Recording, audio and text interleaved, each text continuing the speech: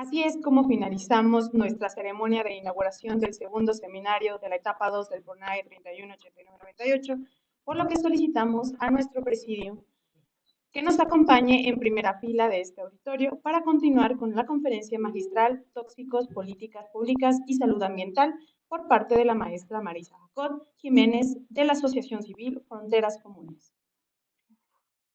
Bueno, muy buenos días a todos. Vamos a dar inicio con esta conferencia magistral. ¿Se escucha? Sí. Y bueno, antes voy a dar una breve reseña de la gran experiencia de la maestra Marisa Jacot Jiménez.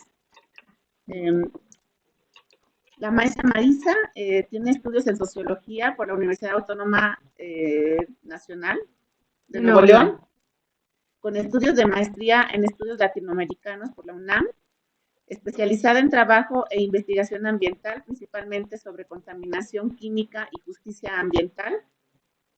Actualmente dirige la Asociación Civil Fronteras Comunes, cuyo trabajo cumplirá 30 años y es parte de las redes internacionales de GAIA, Global Alliance for Incineration Alternatives, punto focal de Break Free from Plastic en México, parte también del IPEN, el International Pollutants Elimination Network, y fundadora de la colectiva Malditos Plásticos.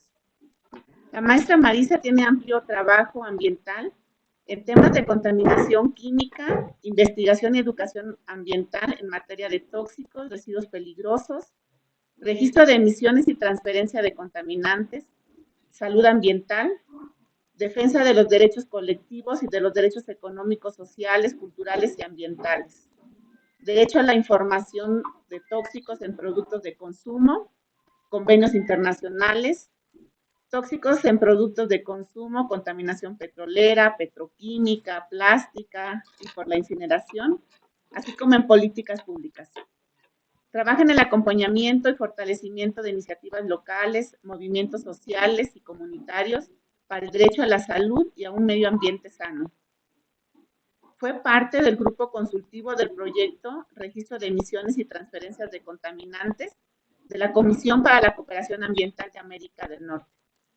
También participó en esta institución como parte del programa MAS sobre manejo adecuado de sustancias químicas y desde 1999 como integrante del primero y segundo simposio de América del Norte sobre evaluación de los efectos del Tratado de Libre Comercio de América del Norte. Impulsora en 2001 de las modificaciones al artículo 109 bis de la Ley General de Equilibrio Ecológico y Protección al Ambiente para la obligatoriedad de un registro de emisiones y transferencia de contaminantes en México y parte del Comité Técnico Consultivo del Registro de Emisiones y Transferencia de Contaminantes de la Secretaría de Medio Ambiente y Recursos Naturales.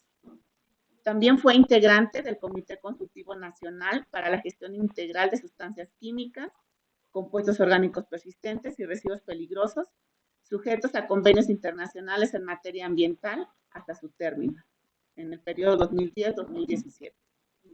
Ha sido consultora regional en dichos temas, incluyendo afectaciones a las comunidades en su salud y ambiente por residuos peligrosos, basura electrónica, incineradores, hornos cementeros, contaminación por industria petrolera y petroquímica, así como en la industria maquiladora. Creadora del proyecto México Tóxico, que documentó, junto con otras organizaciones ambientales locales, las luchas ambientales y la contaminación por las emisiones y residuos industriales. Promotora de la promulgación y utilización de las acciones colectivas en México como un nuevo mecanismo legal para lograr la reparación colectiva del daño. En 2005, la maestra Marisa recibió el premio al Servicio Internacional Humanitario, otorgado por el Silicon Valley Toxics Coalition. Actualmente continúa impulsando la formulación de una política precautoria sobre sustancias químicas para que México cuente con una ley general de sustancias químicas, así como el cumplimiento de los convenios internacionales en materia de tóxicos, como son el Convenio de Estocolmo, el Convenio de Basilea, el de Minamata, entre otros, para su desarrollo y cumplimiento en México y participando activamente en las negociaciones para el Tratado Internacional sobre Contaminación Plástica. Bueno, es un gran honor tener a alguien con tanta experiencia, maestra. Va a ser un gusto y un placer escuchar sus experiencias y pues adelante. Le damos un aplauso. Gracias, doctora García. No, pues el gusto es para mí estar atendiendo esta invitación de Brisa a estar en este segundo reporte de los avances de investigación, que además pues nos emociona muchísimo porque faltó ahí anotar que soy alumna perenne de Lilia Albert y Lilia estuvo en los diseños de estos pronaces, en el de agentes tóxicos. A mí me tocó una partecita de políticas públicas, entonces estoy muy contenta de estar aquí y ver que se ha logrado, ¿no? Muchas gracias y gracias por acompañarnos. Bueno, la ponencia se llama Tóxicos, Políticas Públicas y Salud Ambiental y es más bien un panorama de algunas cosas que estamos planteando, pero otras son las opiniones y los resultados de la experiencia de trabajo que hemos tenido durante todo este tiempo. Adelante, gracias. Pues el índice es el contenido que vamos a ver, es el panorama de las sustancias químicas, perdón, pero estoy medio ciega, ya no alcanzo a ver. Datos oficiales de la contaminación química y salud, impacto de las emisiones y contaminantes industriales, tóxicos, residuos y políticas públicas, dos partes de México Tóxico, que tiene que ver una parte con el capítulo que tenemos de estudios sobre Ecoltec, que era, bueno, digamos, la mezcladora de residuos peligrosos para incinerarse ahí en Apasco. Y otra parte que ahora estamos trabajando, que es la plataforma del colonialismo de la basura, eso es digital, también es parte de México Tóxico. Y por último, vamos a terminar con el principio de derechos humanos, del deber del Estado de prevenir la contaminación. Pues muchas gracias. Bueno, vamos a dar brevemente un panorama de las sustancias químicas. Se conoce alrededor de 160 millones de sustancias químicas, de las cuales oscila un poco la diferencia de algunas sustancias que han sido usadas, analizadas. Digamos que hay un universo desde 45,000 hasta otras fuentes que nos ponen que son 85,000, que es datos de la Sociedad de Endocrinología de Estados Unidos. Pero, sin embargo, vemos que el 99% de las sustancias que se utilizan en el mercado son alrededor de 6,000 sustancias químicas. Entonces, de esas 6,000 sustancias químicas, digamos que son las que están permanentemente en el mercado y son las que nos están afectando. De esas, hay 1,000 sustancias que están clasificadas como disruptores endocrinos, perturbadores endocrinos, alteradores hormonales, y es muy importante ver que de un universo de 6,000, pues ya 1,000 que estén clasificadas como perturbadoras endocrinas, pues es bastante preocupante.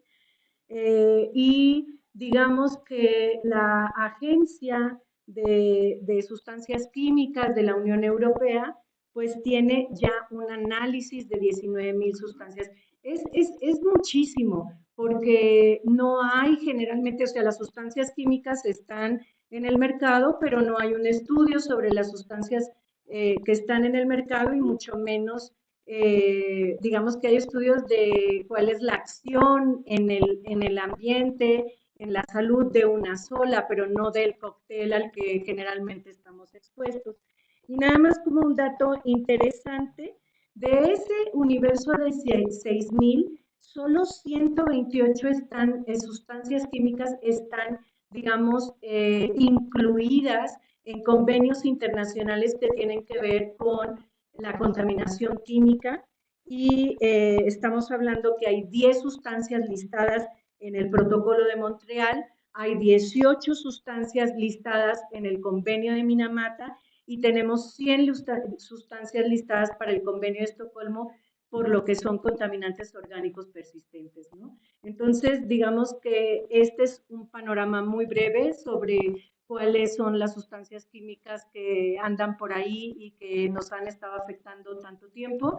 Y voy a recalcar cada vez que pueda, México aún no cuenta con una legislación en materia de sustancias químicas. Es gravísimo este atraso porque no solo es un atraso, sino que es la puerta de entrada para que las industrias contaminen.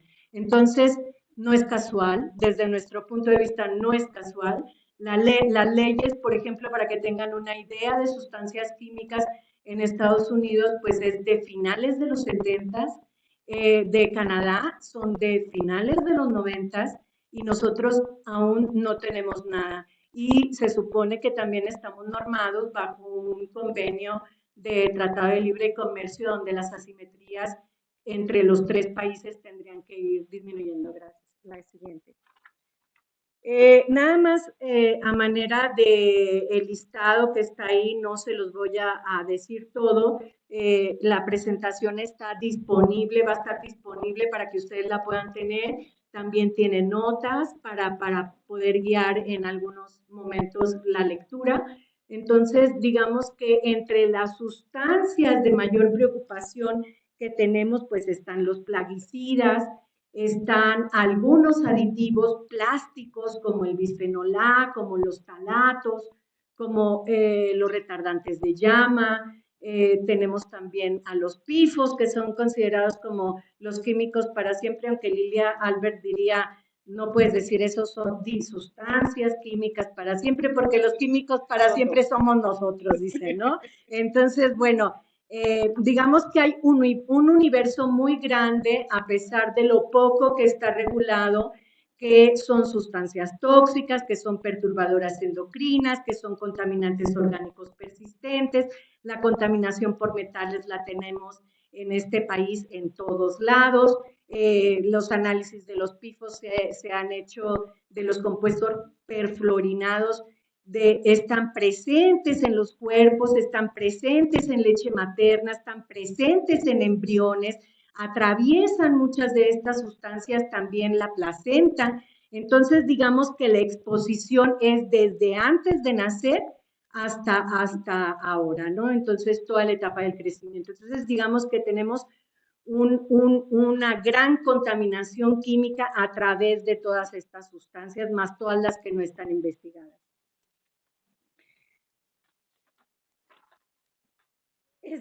Perdón, esa es nada más son dos gráficas del Instituto de Estadística de la Unión Europea, nada más para que tengan una idea de la clasificación. Está entre los que son peligrosos para la salud, pero también otra línea que está como peligrosos para el ambiente y luego la línea que cruza las dos, ¿no?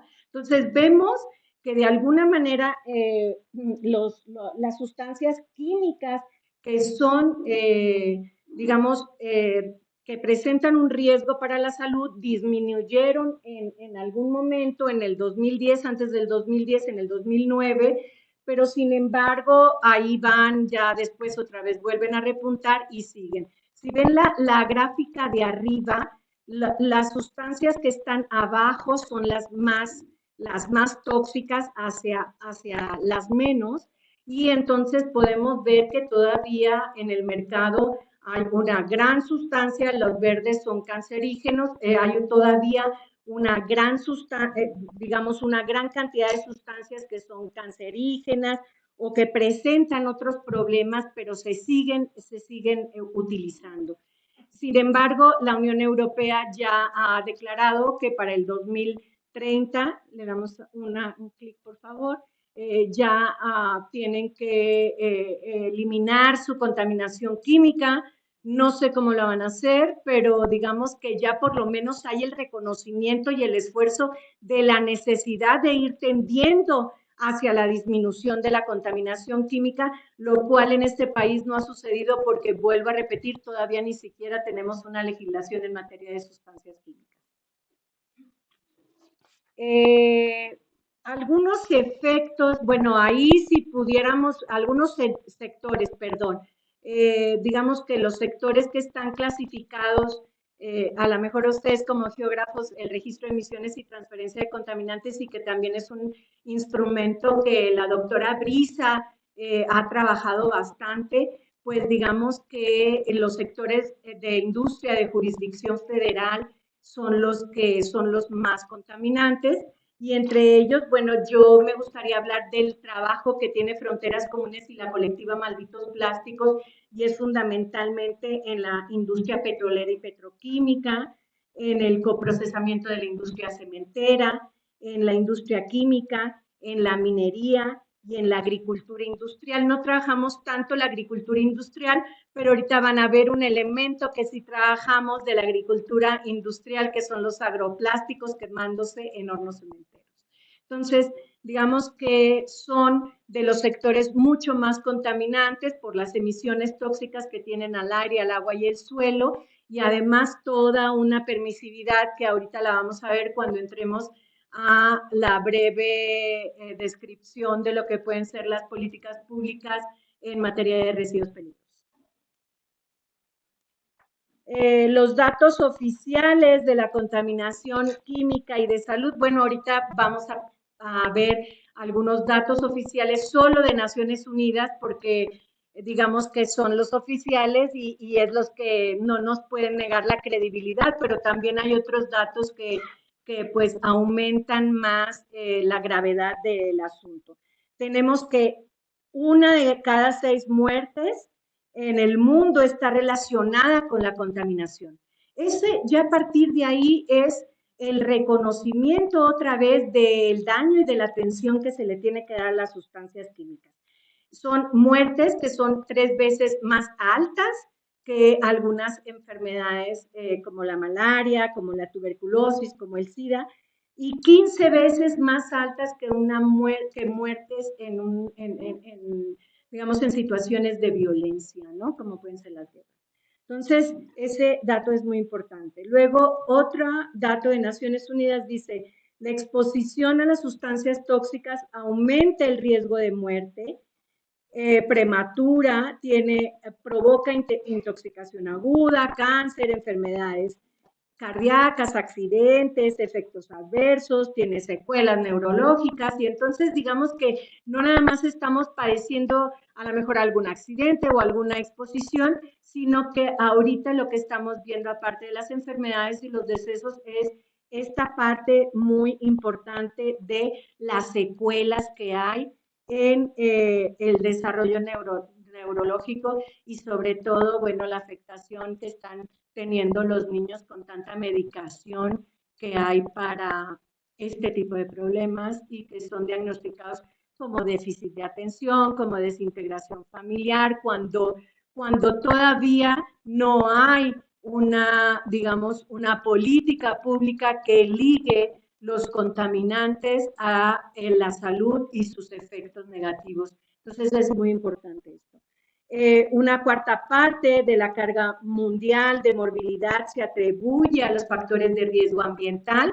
Entonces, bueno, eso ya nos pone en la importancia de estar teniendo trabajos de ciencia como estos, que no están, digamos, solo en el escritorio, que ya estamos hablando de científicos de Huarache que están acompañando a las comunidades como siempre tiene que ser, porque no hay mejor problema planteado que el que la gente te lo diga a que tú te lo estés tratando de inventar 3 hipótesis en el escritorio, ¿no? Bueno, entonces también en esta cifra, imagínense 750,000 trabajadores enfermos. La salud ocupacional con las sustancias químicas también es otro vacío, otro olvido. No estoy hablando de omisiones, quiero dejar muy claro que la postura de Fronteras Comunes y de la colectiva Malditos Plásticos, trabajando 30 años en contaminación química, esto no es omisión, o sea, no es gratuito que no tengamos una regulación para evitar todos estos daños. Entonces, bueno, nada más ahí a manera de ejemplo, 2 ejemplos. Si podemos darle 2 clics, por favor. Una es el plomo, nada más para poner una sustancia sin su sinergia con otras sustancias y sin su sinergia, sin digamos, con malnutrición o con toda una serie, aquí la doctora, de problemas, ¿verdad?, sociales que tienen que ver la alimentación, la vida, el aire que respiras, más toda la carga que estás recibiendo, ¿no? Entonces, 1 millón de muertes el plomo al año en solo, solo de una sustancia. El envenenamiento por mercurio lo pusimos ahí en trabajadores de la minería, son 15 millones de trabajadores afectados. Obvio, además, que Naciones Unidas son las cifras oficiales, pero pues ya yo creo que hay que multiplicarlo por 2 o por 3. Adelante.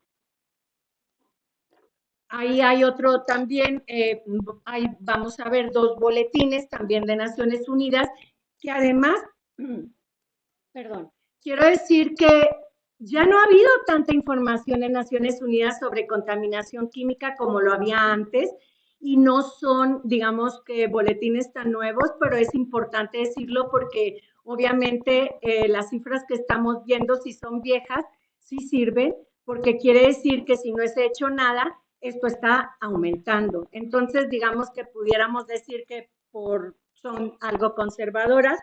Tenemos 10, la contaminación mata 9 millones de personas al año, el doble que el COVID. Esto fue en 21. Y también de eso solamente 7 millones tienen que ver con la contaminación atmosférica. Y esto es muy importante para los trabajos que ustedes están realizando porque digamos que la zona que se está trabajando desde este PRONACE pues tiene mucho que ver también con contaminación atmosférica. Ahí ya también Naciones Unidas hace una referencia, perdón, es del 22, a las zonas de sacrificio, que estamos hablando que el trabajo que se está realizando ahora es una gran zona de sacrificio de este país y es importante el reconocimiento que se hace. Ahí nada más es un porcentaje de las muertes por contaminación atmosférica y también por contaminación interior del aire en las habitaciones, en las casas habitaciones o en los centros de trabajo, y estamos viendo que son enfermedades que tienen que ver con enfermedades respiratorias, enfermedades cardíacas, que se provocan accidentes neurovasculares y una serie de problemas, digamos, que afectan la salud de la población. Ese es el otro boletín que les decía de Naciones Unidas, es del 17, y este sí es un dato de la OMS que señala que casi 2 millones, 1.7 millones de niños menores de 5 años, esa es la gravedad, son afectados por enfermedades provocadas por la contaminación del aire, el suministro de agua, el saneamiento de agua, la exposición a sustancias químicas, la falta de sanidad e higiene. Entonces, estamos hablando ya también de casi 2 millones de muertes de niños al año por la contaminación química, véase cualquier medio, ¿no? Entonces, esto pues nos pone el problema en un marco importante. Hay ahí todos unos porcentajes, los mismos más o menos que vimos en la lámina anterior, que tienen que ver con las enfermedades que son principalmente las respiratorias y luego, bueno, vienen por esta de los niños por diarrea y problemas del 15% de niños afectados en su etapa neonatal, o sea, dentro del primer mes de vida. Y bueno, de ahí tenemos un 44% ya de niños con asma. Ese es otro boletín un poco más viejo también, y dice, ¿no? La exposición a las sustancias tóxicas causa 13 millones de muertes al año. Vamos viendo cómo hay algunas variaciones, pero digamos que estamos hablando de una población que se puede evitar y que no es responsabilidad más que del Estado y de la industria, digamos, que está autorizada por el Estado. Esas son 2 láminas que les dejamos ahí para que las vean con calma, algunos de los agentes tóxicos en diferentes situaciones, medios, etapas y la de la contaminación es nada más para que la tengan. Gracias. Los impactos de las emisiones de las emisiones y de los contaminantes industriales. Bueno, esta diapositiva podría ser solo toda la plática.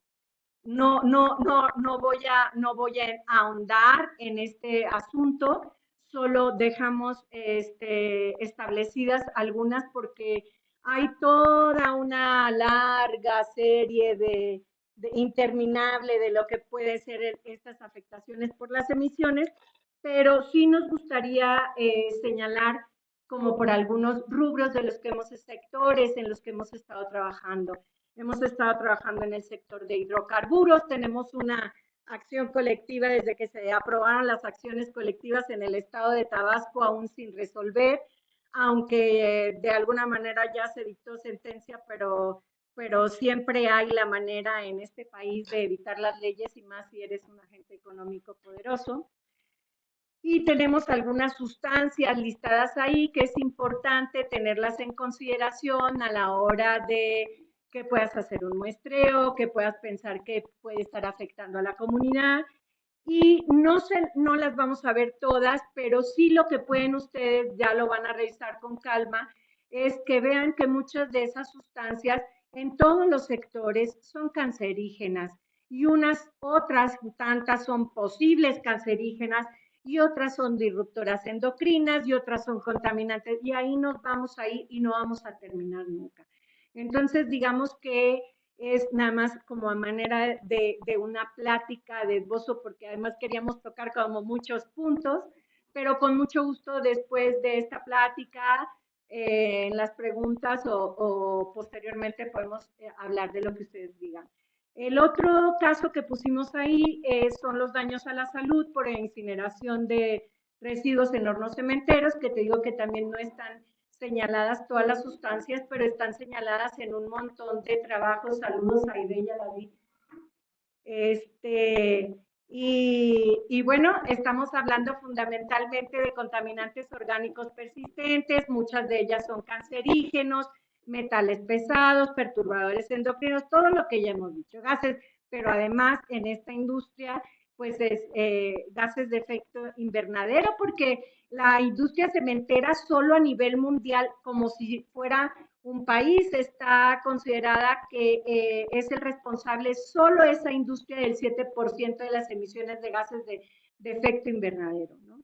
Entonces, bueno, pues es importante y ahí les dejo un recuadro de algunas de las sustancias reportadas por la industria cementera al registro de emisiones y transferencia de contaminantes. Daños a la salud por minería, pues también son un montón. También hemos trabajado un poco de la mano con la Red Mexicana frente a la minería, con la REMA. Y bueno, pues digamos que entre los derechos violentados, pues derecho a la tierra, a la salud, al medio ambiente sano, al agua limpia, al saneamiento, a los recursos naturales, a la autodeterminación de los pueblos, consulta y consentimiento libre, previo e informado. Pero déjenme nada más ahí acotar que en esto que estamos diciendo de consultas públicas y consentimiento libre e informado, pues no nos estamos refiriendo a los acarreos que hace el gobierno para luego manipular estas consultas. A un trabajo digno, a la libertad, al acceso a la justicia. Estamos hablando fundamentalmente de una contaminación por metales pesados y bueno, ustedes ya también tienen una idea de los desastres de la minería. Algunos instrumentos jurídicos y no jurídicos que hemos utilizado en la colectiva Malditos Plásticos y en Fronteras Comunes, pues tienen que ver con el derecho a la consulta pública, usamos la consulta popular, la denuncia popular, usamos la responsabilidad ambiental, usamos el amparo. Es muy importante también buscar la inhabilitación de funcionarios en la función pública, funciona muy bien porque a veces luego no te hacen caso a través de otros métodos legislativos, pero cuando tú ya logras inhabilitar a una persona que ha estado autorizando un montón de proyectos depredadores, pues funciona. El acceso a la información y, por supuesto, el trabajo directo siempre una acompañada de la colectividad, no nosotras acompañando, no es agradeciendo que te abran las puertas y que una pueda caminar junto con ellos y con ellas. También tenemos acciones no jurídicas que nos funcionan bien, que nos han funcionado bien, como movimientos de resistencia y manifestación, trabajo de transparencia y de acceso a la información, participación en los programas estatales, tanto de desarrollo como medio ambiente. Es muy importante poder ser actores dentro de nuestra comunidad que pueda llevar adelante, digamos, cómo se van a trazar estos programas, porque sabemos que los territorios que han avanzado es porque en sus luchas de resistencia se han declarado libres de minería, libres de megaproyectos, y además hay un elemento sustancial muy importante que es los cambios de uso, las licencias para el cambio de uso de suelo se dan a nivel local. Entonces, por más que la federación me autorice un proyecto depredador en algún municipio, el municipio tiene la fuerza a través de negar esa licencia de autorización si el proyecto va o no va. Y después, qué mejor, como les decía, que podamos incidir en los planes de desarrollo local y ambientales para que podamos frenar estos megaproyectos. Bueno, y por último menciono que es muy, bueno, no, las prácticas colectivas, pero el trabajo de información y de cartografía. Qué bueno que estamos aquí en la Facultad de Geografía porque la verdad que se necesita mapear más todo esto, mapear los problemas, mapear los enfermos, mapear los muertos, mapear qué sustancias, mapear dónde están las industrias y eso es fundamental. La colectiva, ahorita lo vamos a ver más adelante, acaba de realizar, ya no sé si este año, creo que sí este año, lanzamiento público de una plataforma que se llama El colonialismo de la basura plástica y es un trabajo de geografía y de programación bellísimo. Y por último, que desarrollemos protocolos de seguridad. Estamos en un país en el que, aunque no lo parezca, sí estamos pinchados, sí estamos perseguidos, sí hay mucha violación y no hemos avanzado en la protección a los defensores de las comunidades, de los derechos humanos y a los ambientalistas. Les dejamos, bueno, tenemos algunos derechos violentos, eso ya lo vimos. Si le podemos dar, esta es una infografía bellísima de la Alianza Mexicana contra el Fracking, para que vean cómo lo que acabo de decir son territorios que se han declarado libres de fracking, libres de megaproyectos y que son las organizaciones locales, los movimientos locales los que pueden llegar a hacer realmente la protección del territorio. Necesitamos proteger el territorio y el territorio ahorita no hay condiciones ni diálogo con el gobierno para poderlo hacer, entonces tiene que ser desde nuestras localidades. Y bueno, ahí les regalamos una foto de Fronteras Comunes 2010, entrando a hacer unos trabajos de muestreo en la mina Buenavista del Cobre. Se lo dedicamos a la doctora Brisa y a Jorge porque es un compañero muy querido de Sonora, con el que hicimos este trabajo. Bueno, si nos vamos a la parte de tóxicos, residuos y políticas públicas, también puede ser otra ponencia de varios días, pero y de cómo la legislación ambiental está hecha para contaminar. Entonces, bueno, vemos que estamos insertos, el contexto sería que estamos insertos dentro de un modelo económico neoliberal donde se privilegian lo que está sucediendo. Es la actividad económica frente a la salud y a la protección del ambiente de los territorios y los pueblos.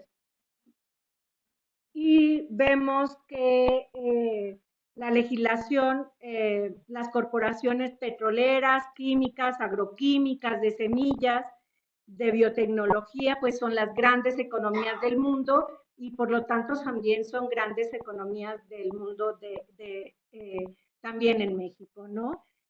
Tenemos también una supremacía, lo que ya les decía yo, otorgada absolutamente por el Estado para que las corporaciones puedan seguir avanzando sin una regulación que tienen, y no estoy hablando de que estemos pidiendo en México algo extraordinario, exorbitante, que no se puede hacer. Las compañías más contaminadoras en este país también están en Europa, también están en Estados Unidos, también están en el resto del mundo y en el resto del mundo cumplen una normatividad que no se cumple en México. Entonces también no estamos diciendo algo que digamos que pudiera ser un sueño guajiro, o sea, no es así, ¿no?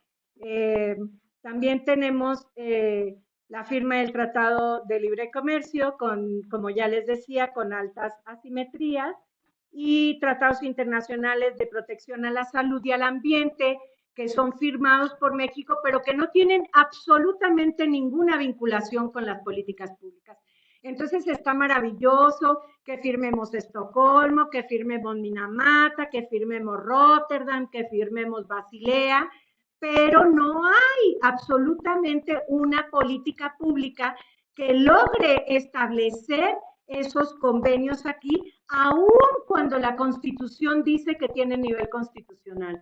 Entonces, digamos que no es, estamos violando un derecho constitucional e internacional, porque no es pues algo que a lo mejor se pueda, bueno, SAICOM sí, que es el enfoque estratégico, no me sé todo el nombre de las sustancias químicas, pero digamos porque ese enfoque estratégico es un tratado internacional que desafortunadamente aún sigue siendo no vinculante como los otros tratados, pero no hay una aplicación de las políticas públicas de todo lo que firmamos. Somos buenísimas para firmar todo, pero no hay absolutamente una vinculación con la política pública y ahorita lo vamos a ver más adelante.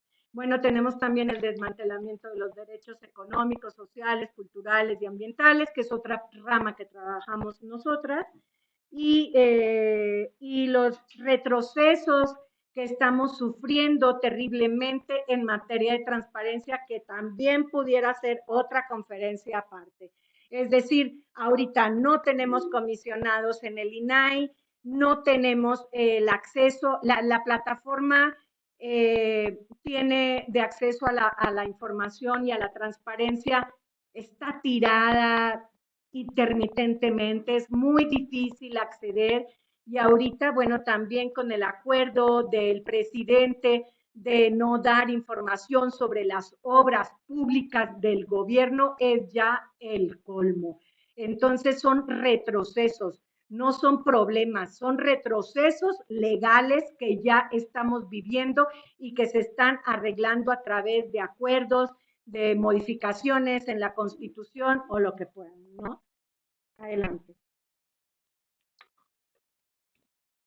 ¿Por qué la legislación de residuos no evita, no evita la contaminación, ni promueve la justicia ambiental?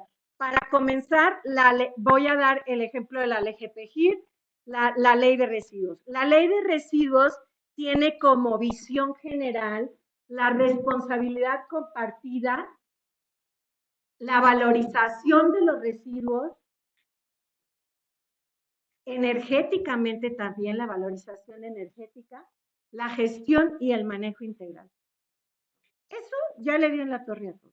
O sea, la responsabilidad no puede ser compartida. La responsabilidad es de la industria, la responsabilidad es de los actores que están poniendo las sustancias en el ambiente, en nuestro cuerpo, en el agua, en el río, en la tierra. No puede haber una ley de responsabilidad compartida. Y ese esquema que está en rojo es lo que ha permitido llegar al grado de contaminación y de daño de territorios y de la salud que tenemos. Entonces, ya ahorita todo mundo, en todos lados, habla de responsabilidad extendida del productor, que es lo que tiene que ser. No puede haber una responsabilidad compartida. Yo no tengo la culpa ni soy responsable de lo que me está aventando Cemex, o de lo que me está aventando Holcim, o de lo que me está aventando Pemex, o lo que me está aventando la petroquímica Pajaritos, o tal vez cualquier otro actor. Entonces, ahí es lo primero que tiene que cambiar. Luego, la valorización de los residuos, bueno, sabemos que es una política de Estado en la que los residuos se valorizan y generalmente como se valorizan los residuos en este país es mandándolos a quemar en hornos cementeros. Eso no es valorización. Eso es disposición final. Eso no es reciclaje. Eso es contaminación. Y si ya nos vemos, ya nos podemos ir despacito, el control de la contaminación en lugar de la prevención, la legislación también, no tenemos otra vez, vuelvo a decir, una legislación en materia de sustancias químicas que hace muy mala esta ley. Hay una reparación del daño en lugar de evitar el daño, pero luego por si quieres que te lo reparen, que nunca sucede, tómenle fotos a sus comunidades toda su vida porque hay que demostrar el estado anterior al cómo vamos el antes y el después, cómo lo vamos a hacer. Le seguimos. Tenemos una desvinculación de esta ley con la salud, con el ambiente, con el territorio y la justicia. Autorizaciones en zonas de impacto ambiental, de alto impacto ambiental. Poca transparencia, ya los podemos ir sin fortalecer instrumentos ni medición de regulación del red. El RED es una basura en México, no tiene otro nombre. El RED está hecho en México para no dar información sobre los contaminantes industriales y mucho menos está funcionando como se fue concebido para que se conocieran esas emisiones industriales para luego irlas atacando y reduciendo. Pero si no las sabemos porque no se declaran o se declaran mal, los RED hasta el de Canadá ya geomodela. Puede haber un accidente en una planta y te va a decir cuántos kilómetros se fue la pluma de aire y hacia qué comunidad. Aquí, muy a fuerza, podemos saber cómo se llama la industria, en dónde está, bueno, eso ya lo corrigieron porque había mucha que hasta en el punto GPS estaban en el mar, y además no podemos buscar ni búsquedas simples, solo el nombre, la sustancia que reporta y el año que reportó y todo está mal. Entonces, la verdad es que el estado en el que se ha mantenido el RED en este país es algo terrible. Bueno, la afección a los derechos económicos, sociales, culturales y ambientales. No hay capacidad de inspección industrial, tampoco tenemos una capacidad de Profepa para que pueda, ni la intención tampoco, que bueno, hay que dejarla así, sin gente, sin dinero, así dicen, ¿cómo le hago? Si no se puede, no tengo recursos. Entonces, qué bueno, dejemos, es el pensamiento yo creo que del Estado, dejémoslas así y al cabo no hay presupuesto. Tenemos una normatividad obsoleta de los 90, de los no sé qué, o sea, la verdad es que ya la normatividad en México también es otro elemento que permite la contaminación industrial, ¿verdad? Porque las normas son viejas, porque son obsoletas, porque las sustancias que listan pues ya no son suficientes y realmente pues no hay una política ambiental en México que haya querido ser fortalecida y mucho menos ahora. Aquí están, las políticas públicas no están dirigidas a proteger el ambiente ni la salud de las personas, están diseñadas para la protección de la industria, de las corporaciones y las actividades económicas. El Estado mexicano ha impuesto y sometió a la población a soportar una contaminación química no consentida y repetida. Eso es importantísimo. No la hemos consentido, está todo el tiempo, y las toxicólogas nos pueden explicar mejor lo que es esa exposición continua, ¿no? Entonces, bueno, ahí nada más para que vean, las estrategias de México son realmente al final de la tubería, sobre todo tiene que ver esto con el coprocesamiento de residuos en hornos cementeros que la Semarnat lo declara como reciclaje. Y bueno, ahí está, ¿no? Era lo que les decía, no es una cuestión de reciclaje, sino de disposición final. ¿Por qué las comunidades afectadas y todas las ciudades y toda la población vamos a estar aguantando eso? O sea, no debemos, y vamos a terminar, como lo vieron en el índice, con el precepto de la responsabilidad que tiene el Estado de evitar la contaminación química. Y para que tengan una idea de lo que nos cuesta a nosotras, salud, muerte y medio ambiente, nada más el dato hermosísimo ahí de Cemex ahorró 200 billones de dólares por el uso de combustibles alternos. O sea, ese dato es muy importante porque además, bueno, está sacado de un reporte de Cemex. Tal vez, a lo mejor como Naciones Unidas hay que multiplicarlo por 4, pero digamos que ese dato es importantísimo. O sea, nosotros, ¿por qué le tenemos que ahorrar la factura energética a Cemex con nuestra salud, con el daño a los niños, con las muertes, con los trabajadores, para que ellos se ahorren dinero? Esa es la lucha que han estado dando por muchos años en este territorio. Y bueno, ahí le puse esta parte de agroquímicos, que también es una información vieja porque ya Amocali no quiere estar dando datos, pero son nada más para que vean, este es un dato nada más de un periodo de 6 meses, 6,000 toneladas anuales de envases vacíos de agroquímicos, de los cuales el 45% fueron a hornos cementeros, fundamentalmente de Cemex, porque los envases se van a Cemex. Pero además lo que no sabíamos también es que también lo usan para la fundición. Entonces, digamos, imagínense ustedes, el plástico es tóxico en sí. Lo metes al horno. Además, con una técnica de triple lavado que nada más es meter el bote 3 veces en un tambo, enjuagarlo y luego ya guardarlo, y luego al tambo van y lo echan al campo. Ya de una vez aprovecho esos plaguicidas que están ahí y los ocupo, ¿no? Y los metes al horno cementero. Entonces, además de estar respirando los contaminantes del plástico, te estás echando restos de plaguicidas quemados. Ya aquí la doctora que me diga, ya no hay nada más peor que vamos a quemar plaguicidas.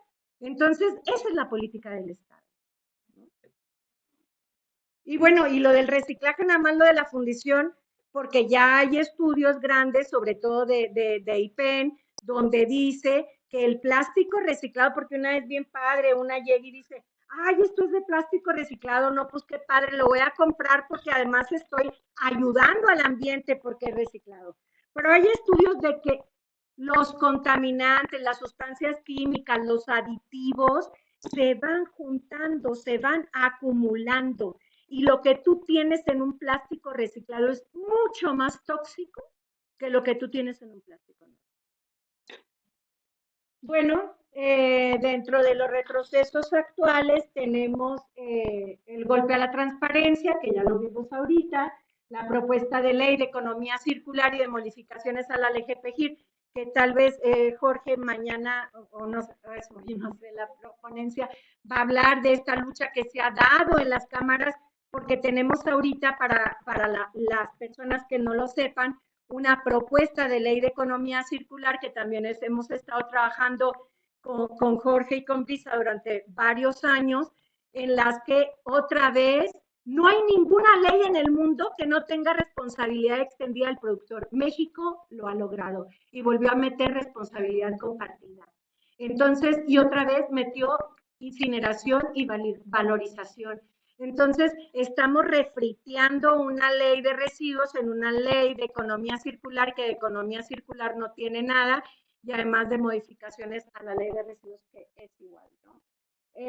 Tenemos un aumento en la incineración, como bien nos decía Jorge, pues estamos quemando más, pero se está fabricando menos cemento. Entonces ya las cementeras ahorita están muy preocupadas de hacer contratos con los gobiernos locales para asegurar que toda su basura y residuos orgánicos e inorgánicos vaya a parar a los hornos cementeros. Y como gran noticia nos dimos cuenta que ahora hasta compañías de turismo, estas de los, ¿cómo se dice ahí? El Royal Caribbean, que es un, bueno, ¿cómo les dicen? Los cruceros, gracias. Ahora ya llevan incinerador a bordo y lo anuncian, bueno, como que están ayudando al ambiente y que ya están energías limpias y no sé qué, y ya, o sea, paguen un montón de lana y respiren profundo porque se van a ir a echar un coctelito ahí en el crucerito. Bueno, el RED, que ya lo dijimos, no tenemos, el Registro Nacional de Sustancias Químicas también está mal, no está obligada a la industria, está registrada, tenemos los convenios internacionales, como les decía, sin aplicación, otra vez no tenemos una legislación de sustancias químicas, y actualmente el desmantelamiento de la protección y vigilancia ambiental, y tenemos estos casos de la Profepa, con agua, con AM, con AVIO, con ACID, ¿no? También parte de los recortes que se han tenido. Bueno, de la parte del libro de México Tóxico, que lo escribimos la doctora Lilia Albert y yo, tenemos al final del libro hay una de casos emblemáticos de corrupción, no crean que de hermosura, de corrupción, de contaminación, y bueno, pues ahí tenemos el caso de Apasco, que bueno, Apasco tuvo Coltec tuvo muchos accidentes, pero digamos que el capítulo del libro se fundamenta en uno, y pues el trabajo que ha hecho, el gran trabajo que ha hecho el movimiento Pro Salud con otros grupos organizados, y aquí con Brisa y con Jorge, ¿no? Entonces, ese es uno que lo pueden checar, y la otra parte que estamos haciendo, si me das la siguiente, bueno, nada más aquí les pongo de este caso de la explosión de Coltec y datos de lo que decía la profesora. Estamos súper preocupados porque llegamos y encontramos no sé qué. Vamos a también a dictar medidas de urgente aplicación, pero al final de cuentas están preocupados, no se hace nada, y lo ponemos esa preocupación ahí nuevamente para decir que las autoridades no son omisas, o sea, no actúan porque no quieren, no porque no conozcan el problema, porque hasta declaran que les preocupa. Y bueno, si nos puedes dar la siguiente, porque ya creo que me falta poco tiempo. Bueno, y como caso de injusticia ambiental, para cerrar, para que vean, el movimiento en aquel tiempo señalaba haber interpuesto 900 recursos legales. Y seguimos igual. Otra parte del trabajo que hemos estado haciendo en Fronteras Comunes, la colectiva Malditos Plásticos, es la plataforma de México Tóxico. Les invitamos de veras a que entren a la página, la chequen. Hay un trabajo que hemos estado haciendo en los últimos 3 años, cuando nos dimos cuenta que China cerró sus fronteras a recibir todo el plástico contaminado de los países ricos, y vemos cómo empezó a entrar a México todo lo de Estados Unidos, y realmente son cantidades exorbitantes de residuos de basura plástica que no tiene capacidad de reciclaje, que precisamente por eso China cierra sus fronteras, porque es plástico que no puede usar, es plástico que ya le contaminó sus territorios, y es un plástico que es solo un contaminante. Entonces, bueno, es una plataforma donde van a encontrar datos de importación de esta basura a México, qué países lo están importando, en qué cantidad, gracias a Geocomunes y Geografía Septentrional, unos grandes investigadores, geógrafos y programadores hicieron esta plataforma de manera viva, de manera interactiva. Ustedes pueden bajar los datos en diferentes formas y habla del colonialismo de la basura plástica. También trae algunos casos emblemáticos de contaminación por basura plástica, también trae recursos para que los puedan utilizar, infografías, daños a la salud, al ambiente. Está hermosísima y tiene 4 secciones. Una es el colonialismo que tiene que ver datos de importación, a dónde va, dónde está, qué se está haciendo, pero también hay otra sección que se llama combustibles derivados de residuos, que ya es ahora CDR. Por si por ahí oyen CDR o ya oyeron CDR, ya ahora la moda es, no, pues energía de CDR, que es combustibles derivados de residuos, o sea, igual a incineración, igual a coprocesamiento, igual a contaminación, fin de tubería y lo que quieran, ¿no? Entonces, bueno, también hay un podcast que hicimos Jorge Tadeo y yo, que es de su programa, que se llama Fuera de Tiempo, en donde también está otra entrevista. Bueno, ahí yo platico todo el contenido de la plataforma, por si se lo quieren escuchar. También está otro programa con nuestra compañera de Apasco, Aide Mares, que es parte de la comunidad y que es muy importante ver también lo que ella nos está narrando en esos podcasts.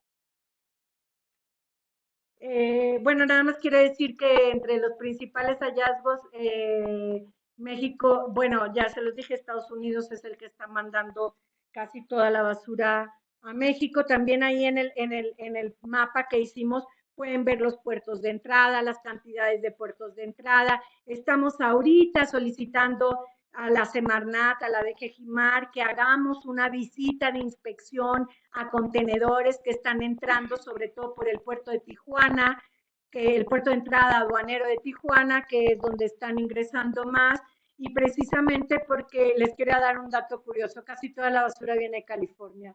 California se precia de ser un estado súper ambientalista, y la verdad es que todo lo de California se está viniendo para acá.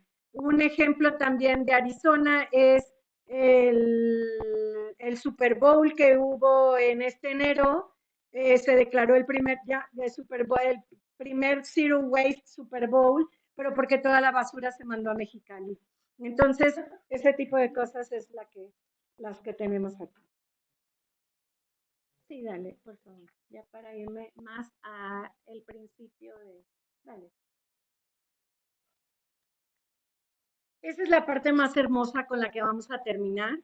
Digamos que el relator de Naciones Unidas para las sustancias químicas, el doctor Vasco Tuncac, hizo un documento bellísimo, por favor, léanlo.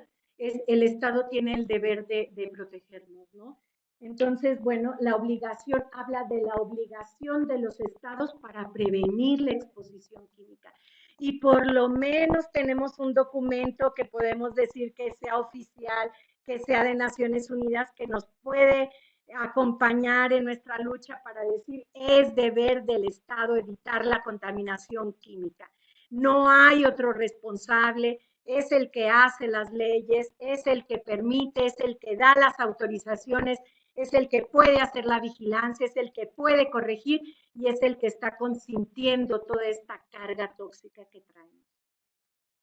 Entonces, bueno, aquí sí me voy a permitir leer casi todo lo que dice Vasco porque es muy importante. Todos los estados tienen la obligación de prevenir la exposición a las sustancias y a los desechos peligrosos en virtud del derecho internacional de los derechos humanos. La exposición a sustancias peligrosas, incluidas las que contaminan alimentos, aire, agua, vulneran los derechos humanos.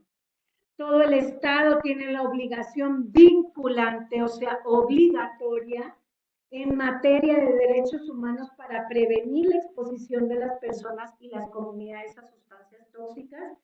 Y el cóctel químico de sustancias, el cóctel tóxico de sustancias químicas se considera como mínimo el origen más importante de muertes prematuras que causa y contribuye a propagar una pandemia silenciosa de enfermedades y muertes.